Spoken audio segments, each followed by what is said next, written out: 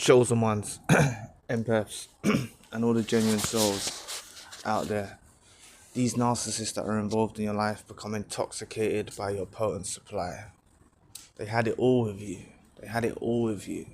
And you see, as time proceeds, they start to get an inflated sense of self and look down at you and not appreciate what it is. They don't appreciate anyway, but even less than what they did initially. They start to forget how you impacted their life, how you supported them. They forget more and more, and they start to look elsewhere. They think that they're amazed. They landed it with you. They're thinking they can do this with anyone. They're thinking they can go out with any supply, and they can get this type of treatment. And it's just the impact of you being such a potent supply source makes them get delusional. They get really delusional thinking. Obviously other people are not going to do what you did. If other people come into their life, they're going to be different. Okay? And the fact of the matter is, the narcissist that was involved in your life makes such stupid decisions, they end up running into toxicity anyway. So this is what the narcissist has to go through. They have to go through this process. A lot of you are clueless when you're discarded or reverse discarded. But the narcissist has to go through this process of getting an inflated sense of self from your potent supply source, looking elsewhere, and making the stupid decision, which works in your favor in the end, of going to a new supplier. You see, and initially they might be excited, they might be actively posting on social media trying to make you jealous, they might be trying to enjoy life, but it quickly fades and they realize that they drew the short straw. It very quickly fades. This infatuation that they have for the new supply, it quickly fades. And this is what I need you all to embrace. As chosen ones, empaths and genuine souls, your power is when you and the narcissist that was involved in your life are no longer talking, you're no longer communicating, they've burnt the bridge, they've cut you off. That's when you have the power. You have the power in that situationship, because it makes the narcissist very confused. They're starting to admire you again from a distance, but they have no way back to you. And they realize that their thinking wasn't correct. That's something that's hard for them to jive with, because they realize their thinking wasn't correct in where they thought they were going, and they'll blame the new supply. And it's all down to them getting intoxicated by your supply source. Your supply source is so potent, it intoxicates them. Remember, they were feeding off you. This is why you can feel so drained after a narcissistic relationship.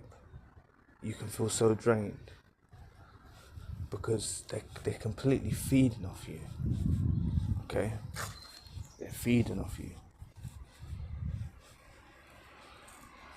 So you just gotta let them get on with it. This is the power that you get back. This is the power that you get back. Letting them go, letting them get on with it. This is the power. Let them realize. Remember, like I say, it's not enough for them to change their minds and become more decent people and stuff like that. It's not like that. But they'll realize your value and your worth. But fundamentally, these people are evil at the core of them. They're very evil. And you need to leave them in their own delusions. You need to leave them in their own delusions, in their own mess that they created. Because they are very sick. They are very sick. You can't allow these narcissists that was once involved in your life back in your life again. And I know many of you have actually made that decision to forgiving them and letting them back in. And you can bear testament to the fact that most of those times it ends in disaster with the narcissist. They're very ill. They're very messed up in the head. And they overlooked you. That's basically what it got. And you loved them so much, supported them so much, cared for them so much, offered such a potent source of supply that they began to overlook you, as if they can get this from anywhere. And they learned the hard way. That's the way it goes. They wanted to think they can get this anywhere. Let them try. This is why all of you need to know your value. It's fundamental that you work on your value after a discard, after a reverse discard. Work on your value. Even if you cut the narcissist off, work on your value. Realize your value in this situation. This is what it all boils down to. When you realize your value, you honestly realize that the narcissist isn't going to get someone like you again. Doesn't matter if they go with someone with loads of money, faster cars. So I see people comment, faster car, bigger house. Doesn't matter. It doesn't matter. It's all about your supply source.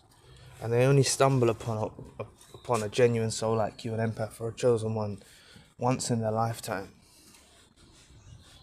Once in their lifetime. And you'll become that benchmark, that point of reference for the rest of their days. So understand that they are delusional. And they're without a fix now. They're like an addict. They're without a fix. They were as addicted to you. They still are addicted to you. And you need to be cautious because they'll try and wind you up anyway, anyhow. They're even possibly winding you up now by being silent.